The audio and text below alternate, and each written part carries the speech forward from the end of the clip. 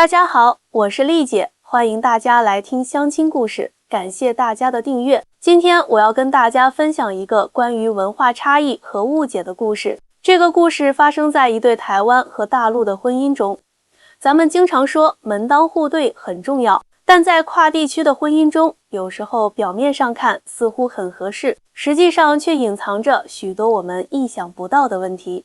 我先给大家介绍一下故事的主人公小芳。小芳是江苏苏州人，在上海一家外企工作，是个典型的白领丽人。她在一次商务旅行中认识了台湾男生阿伟，两人一见钟情。经过半年的线上恋爱后，阿伟向小芳求婚了。我当时就觉得自己特别幸运。小芳曾这样告诉我，阿伟不仅长得帅，还特别有绅士风度，在台北有自己的公司，条件相当不错。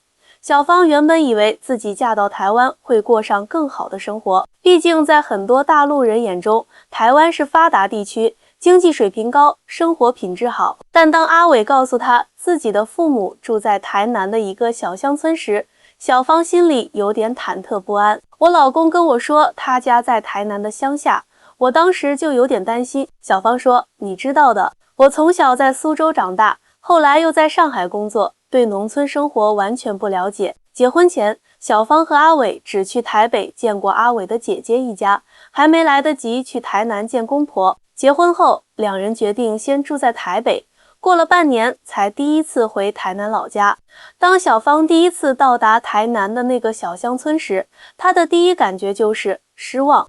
我的天哪，这也太乡下了吧！小芳下车后惊呼道，我还以为台湾农村会比较现代化呢。阿伟有些尴尬地笑了笑，台湾乡下和城市的差距也挺大的，不过我们这里风景好啊，你看那边的山多漂亮。但小芳并不买账，在她眼中，眼前这个小村庄简直就像是时光倒流了几十年。村里的道路虽然是水泥路，但很窄，房子大多是上世纪70、80年代的老式建筑，外墙都有些斑驳。村里甚至连一家像样的超市都没有，只有几家小杂货店。这还是我印象中的台湾吗？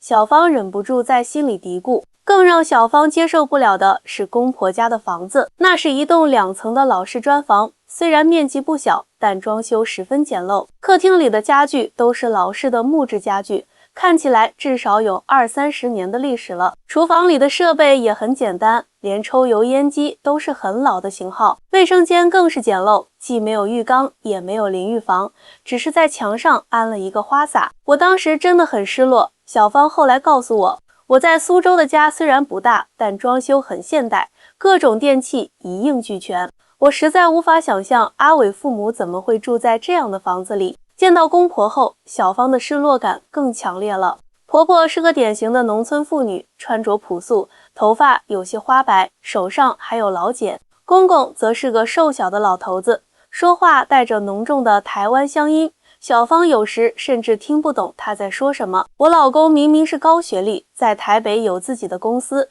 怎么父母会是这样的乡下人呢？小芳百思不得其解。在婆家的第一天，小芳就表现出了明显的不适应。婆婆准备了一桌丰盛的菜肴，但都是些乡村家常菜。小芳勉强吃了几口就放下了筷子。不合胃口吗？婆婆关切地问道。我平时不太吃这么重口味的。小芳礼貌但明显带着嫌弃的回答。晚上，小芳和阿伟住在2楼的客房里。房间虽然打扫得很干净，但家具都是老旧的，床垫也又硬又薄。更让小芳抓狂的是，这个老房子根本没有中央空调，只有一台老旧的挂式空调，噪音很大。我们就不能住酒店吗？小芳不满地对阿伟说。这是我家啊，回家了干嘛住酒店？阿伟有些不解。而且村里也没有酒店啊。第二天早上，小芳被窗外的鸡叫声吵醒，发现才刚6点多。她起床后看到婆婆已经在厨房忙活了，准备了丰盛的早餐，稀饭、馒头、咸菜、卤蛋和一些当地小吃。儿媳妇，快来吃早餐。婆婆笑眯眯地招呼她。小芳勉强坐下来，但她平时在上海的早餐通常是牛奶、面包或者燕麦，对这种传统的中式早餐实在提不起胃口。婆婆，您平时都吃这些吗？小芳问道。您不觉得太过油腻了吗？这有什么油腻的？我们台湾人早上就喜欢这样吃啊。婆婆有些疑惑地回答。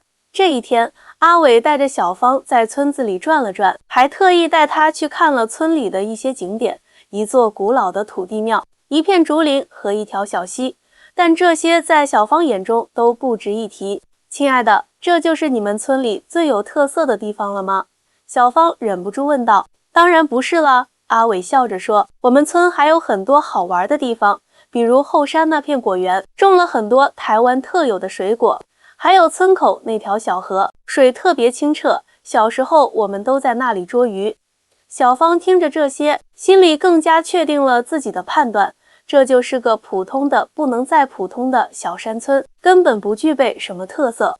在村里走动时，小芳注意到一个奇怪的现象，几乎村里所有人见到她婆婆都会打招呼，而且态度格外恭敬，甚至有些人还会主动上前，弯腰低头地向婆婆请教一些事情。那个老奶奶是谁啊？为什么对我婆婆这么尊敬？小芳好奇地问阿伟。哦，她是村里的张婆婆，前几年生病的时候是我妈帮她治好的。阿伟随口回答。你妈帮她治病？你妈是医生吗？小芳有些惊讶。不是西医，是中医，阿伟解释道。我妈懂一些草药知识，村里很多人小病小痛的都找她看。小芳对这个解释将信将疑，在她看来，婆婆那种乡下老太太的形象，怎么看都不像是什么了不起的中医。接下来的几天，小芳对婆家的乡村生活越来越不适应，没有购物中心，没有咖啡厅，连像样的餐厅都没有。每天吃的都是家常菜，一点新意都没有，更别提晚上几乎没有什么娱乐活动。天一黑，村子就安静的出奇。但小芳也不得不承认一点，婆婆的厨艺确实不错，虽然做的都是家常菜，但味道确实很好，而且每道菜都用了很多当地的新鲜食材。这些蔬菜都是自己种的吗？小芳有一天终于忍不住问道。是啊，都是后院的菜园里种的。婆婆笑着回答，无农药的比市场上买的健康多了。小芳走到后院看了看，发现婆家的菜园确实打理得井井有条，种了各种蔬菜和香料。不仅如此，房子后面还有一个小果园，种了芒果、莲雾、番石榴等台湾特有的水果。这些果树都是我公公种的吗？小芳问阿伟。对呀，我爸退休后的兴趣就是种果树。阿伟回答，他还经常把收获的水果送给邻居呢。小芳虽然对这种乡村生活方式不感冒，但不得不承认，这种自给自足的生活方式确实挺健康的。不过，她依然觉得这种生活太过简朴，和她想象中的台湾生活差距太大。在大陆，很多农村现在都已经现代化了。小芳忍不住对阿伟抱怨，怎么你们这里还这么落后？落后？阿伟有些不悦，我们这里怎么算落后呢？只是生活方式不同而已。你看看这房子，这家具，简直就像是上世纪80年代的水平。小芳说，我们苏州周边的农村现在都是别墅，家用电器一应俱全，比这里现代多了。现代不等于好，阿伟反驳道。我爸妈他们选择这种生活方式，是因为他们喜欢，不是因为他们买不起新房子或者新家具。小芳对阿伟的这番话将信将疑，在她看来，如果经济条件允许，谁不想住得更好一些呢？就这样，在婆家度过了1周后，小芳的不满情绪越来越明显。她开始抱怨这里的生活节奏太慢，抱怨这里没有她喜欢的娱乐方式，甚至抱怨这里的 WiFi 信号太差。婆婆似乎察觉到了小芳的不满，但她并没有表现出不悦，反而更加关心小芳的感受。总是问她喜欢吃什么，想去哪里玩。一天晚上，小芳无意中听到公婆在厨房里的对话。这个媳妇好像不太喜欢我们这里，公公低声说道。年轻人嘛，习惯了城市生活，肯定一时接受不了我们这种乡下生活。婆婆语气平和地回答，慢慢来，她会适应的。我看她挺瞧不起我们这里的。公公有些不满地说，不会的，她只是不了解而已。婆婆安慰道，都是我们的孩子，我们要多包容。听到这番对话，小芳心里有些不是滋味。她确实对这里的生活方式有些看不起，但没想到被公公看出来了。不过婆婆的宽容态度也让她有些感动。第二天，阿伟告诉小芳，他要带她去看看村里的一个特别地方，他母亲的中药园。中药园？小芳有些疑惑，就是种中药的地方吗？对啊，我妈在村后山上有一片地，专门种植各种中药材。阿伟解释道，那是他的骄傲。小芳半信半疑地跟着阿伟来到了村后的一座小山上，远远的他就看到山坡上有一片整齐的梯田，分成了好几个区域，种植着各种他叫不上名字的植物。哇，这么大的地方！小芳惊讶地说，是啊，有将近10亩地。阿伟自豪地说，我妈几十年来一直在这里种植各种中药材，有些甚至是她自己培育出来的新品种。走近后，小芳更加惊讶了，这个中药园规划得井井有条，每个区域都有标牌，上面写着药材的名称、功效和最佳采收时间。园子里还有一条小溪流过，溪水清澈见底。这些都是你妈一个人在打理吗？小芳不敢相信地问道。大部分时候是她自己，不过村里也有几个懂中药的老人会来帮忙。阿伟回答，我妈在这方面很有威望，很多人都愿意跟她学习。正说着，小芳看到几个村民正在园子里忙碌，见到阿伟和小芳来了，连忙打招呼，阿伟回来了，这位就是你的太太吧？真漂亮。一位老人家笑着说道，谢谢钱伯伯，这是我太太小芳。阿伟介绍道，她是第一次来我们村，欢迎欢迎。钱伯伯热情地说，你婆婆真是了不起的人，在我们村可是宝贝啊。是啊是啊，要不是你婆婆，我老伴那场大病可能就挺不过来了。另一位老人接话道，她的中药比医院的西药还管用。小芳听着这些赞美，不由得对婆婆刮目相看。她开始意识到，或许婆婆并不像她想象的那样，只是个普通的乡下老太太。正当小芳沉思时，婆婆从药园的另一端走了过来，看到小芳，婆婆笑眯眯地说，小芳也来看我的药园了，想不想了解一下这些草药？好啊，小芳点头。比起前几天，她的态度明显热情了许多。接下来的2个小时里，婆婆带着小芳参观了整个药园，详细讲解了各种药材的特性和功效。小芳惊讶地发现，婆婆对中药的知识如此渊博，讲起来头头是道，一点不输那些专业的中医教授。婆婆，您是怎么学会这些的？小芳忍不住问道。我啊，其实是台湾大学中医系毕业的。婆婆笑着回答，毕业后本来在台北的大医院工作，但后来觉得城市生活太压抑，就回到老家开了个诊所，同时开始种植自己的药材。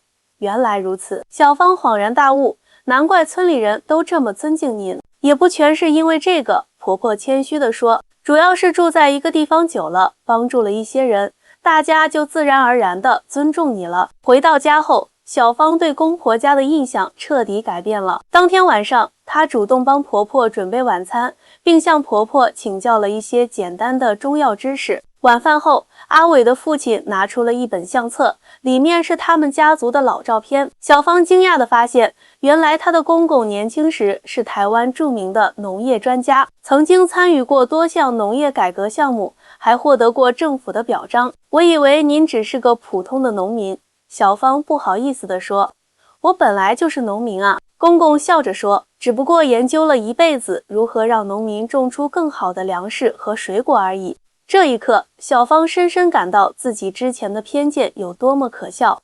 她原以为台湾乡下就是落后、贫穷的代名词，但现在她明白了，这里的简朴并不等于贫穷，而是一种生活选择。接下来的几天，小芳开始主动了解更多关于这个村子的事情。她惊讶地发现，这个看似普通的小山村其实有着丰富的文化和历史。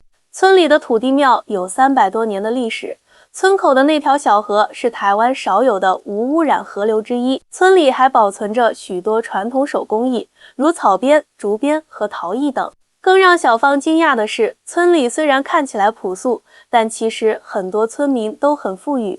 有些农户种植高价值的农产品，年收入比城里的上班族还高。有些村民则开发了农家乐或民宿，吸引了不少城市游客。还有些村民则从事艺术创作，作品卖到了台北甚至国外。我们村虽然看起来不起眼，但其实是台湾有名的富裕村之一。阿伟告诉小芳，这里的人均收入在台湾乡村里算是最高的。真的吗？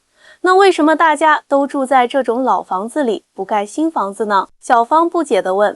因为这些老房子才是我们村的特色啊。阿伟解释道，如果都改成现代化的洋房，那我们村还有什么特别的？而且这些老房子里面其实都有现代化的设施，只是外观保持原样而已。这个解释让小芳恍然大悟，她之前只看到了表面的简朴，却没有发现这背后的深思熟虑和文化自信，真是不可思议。小芳感叹道，我一直以为现代化就是盖高楼大厦，用最新的电器，却没想到现代化还可以有另一种方式。公公听到了他的感叹，和蔼地说，小芳啊，我们台湾农村这些年发展的很不一样，我们不是没有条件现代化，而是选择了一种与自然和谐、与传统连接的现代化道路。小芳点点头，开始反思自己之前的偏见。她想起大陆农村的发展模式，拆掉老房子盖新楼房，大力引进工厂和商业设施，追求表面上的现代化。而这个台湾小村却选择了保留传统外表，在内部悄悄完成现代化转型，同时发展具有特色的产业。两种模式各有千秋，谁也不比谁更先进或落后。第二天，婆婆邀请小芳去参观她的诊所。小芳原以为是个简陋的小诊所，没想到竟是一栋仿古建筑，里面却设施齐全，既有传统的中药房，也有现代化的检查设备。我们结合传统中医和现代医学，婆婆解释道，病人可以根据自己的需求选择治疗方式。小芳走进诊所，发现里面已经有不少病人在等候，有老人，也有年轻人，甚至还有几个看起来像是城里来的患者。婆婆，您这里每天都这么多病人吗？小芳惊讶地问道。是啊，我们村虽然小，但诊所的名气在台南地区还是挺大的。婆婆笑着回答，很多城里人周末专门开车来看病呢。小芳在诊所待了一整天，亲眼目睹了婆婆如何看诊。她发现婆婆不仅医术精湛，而且对待病人极为耐心，详细询问每位病人的症状，认真解释病因和治疗方法。更让小芳感动的是，对于一些经济困难的村民，婆婆甚至免费提供药物。您为什么对他们这么好？小芳忍不住问道。做医生不就是为了救死扶伤吗？婆婆反问道。何况我和他们都是村里人，互相帮助是应该的。这一刻，小芳突然明白了为什么全村人见到婆婆都那么尊敬。不是因为婆婆有钱或有权，而是因为她用自己的知识和爱心赢得了大家的尊重。当天晚上，村里举行了一场小型的庆典，庆祝土地庙修缮完工，全村人几乎都来参加了，场面热闹非凡。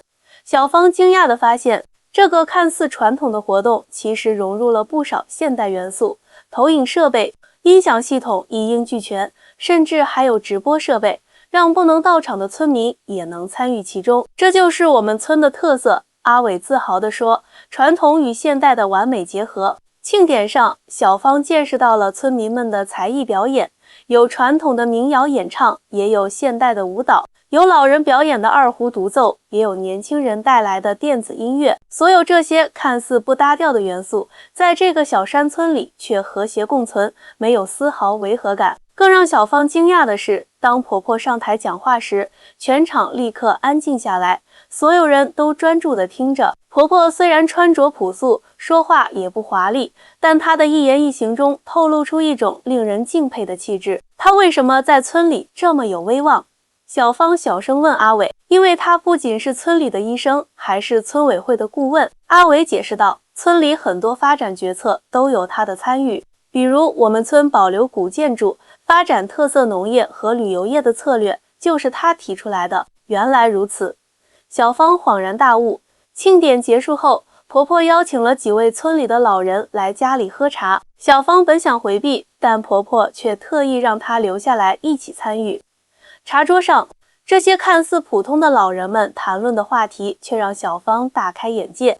从台湾农业政策到国际贸易形势，从传统文化保护到现代科技应用，无所不包。其中一位看起来最普通的老伯，竟然是退休的大学教授，另一位则是曾经在政府部门工作的官员。我们村看起来简单，但其实人才济济。婆婆笑着对小芳说，很多人都是从城市退休后回到村里的，带回来了知识和经验。这一晚的谈话让小芳彻底改变了对台湾乡村的看法。她意识到自己之前的偏见有多么浅薄，这个看似普通的小山村，其实蕴含着深厚的文化底蕴和现代思想。我之前真是有眼不识泰山。临睡前，小芳诚恳地对阿伟说，我以为乡下就是落后、贫穷的代名词，却不知道这里的人拥有比物质更宝贵的东西，知识、智慧和对生活的热爱。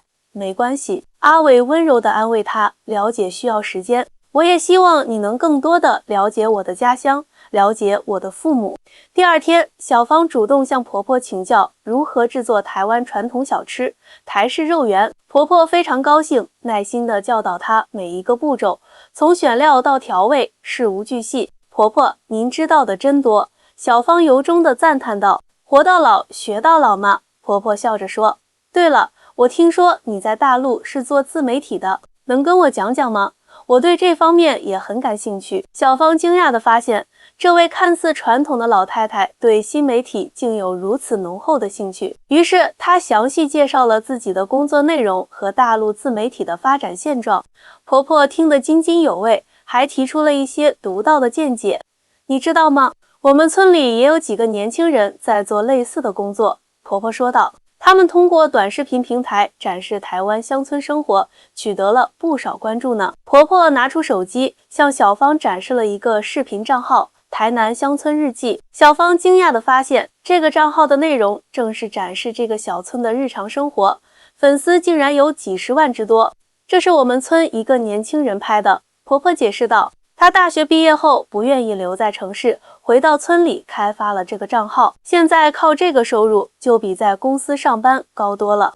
小芳仔细看了几个视频，发现拍摄和剪辑水平都很专业，内容也很有吸引力，有展示传统农耕的，有介绍台湾特色美食的，还有记录村民生活的。这些看似普通的乡村场景，在专业的拍摄和讲述下变得格外动人，这太厉害了。小芳由衷地感叹道，我从来没想过乡村生活也能拍得这么吸引人，每种生活方式都有其独特的魅力。婆婆笑着说，关键是如何发现和展示这种魅力。这番话让小芳陷入了沉思。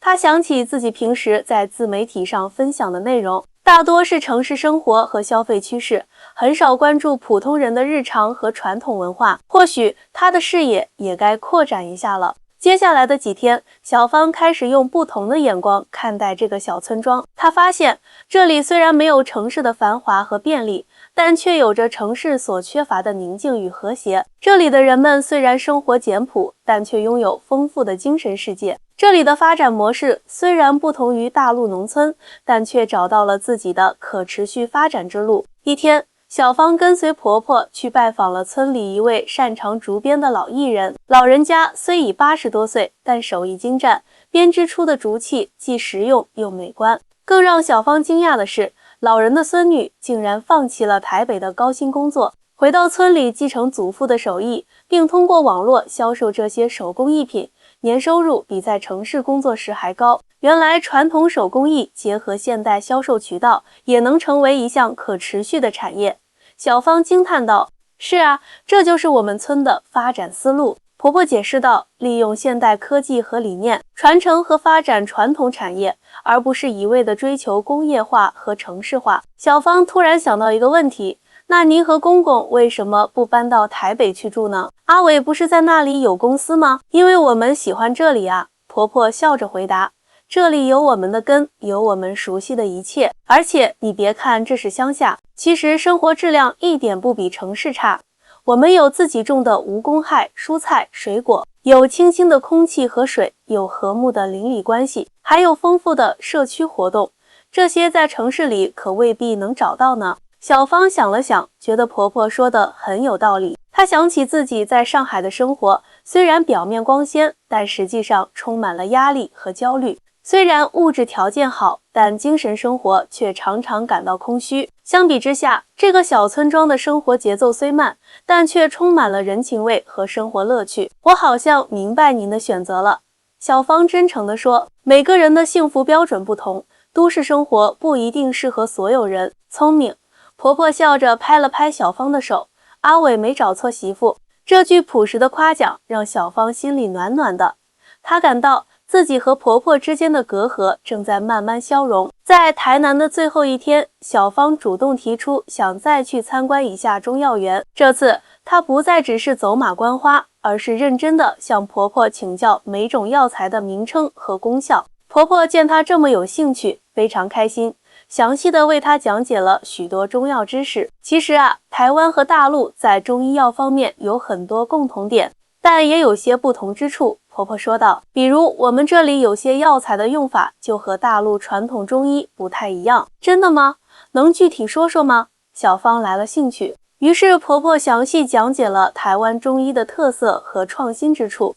小芳惊讶地发现，原来台湾虽然地域小，但在中医药领域却有着丰富的本土经验和独特的发展路径。我忽然有个想法，小芳兴奋地说，婆婆，您愿意让我拍一些视频，介绍您的中药园和台湾特色中医吗？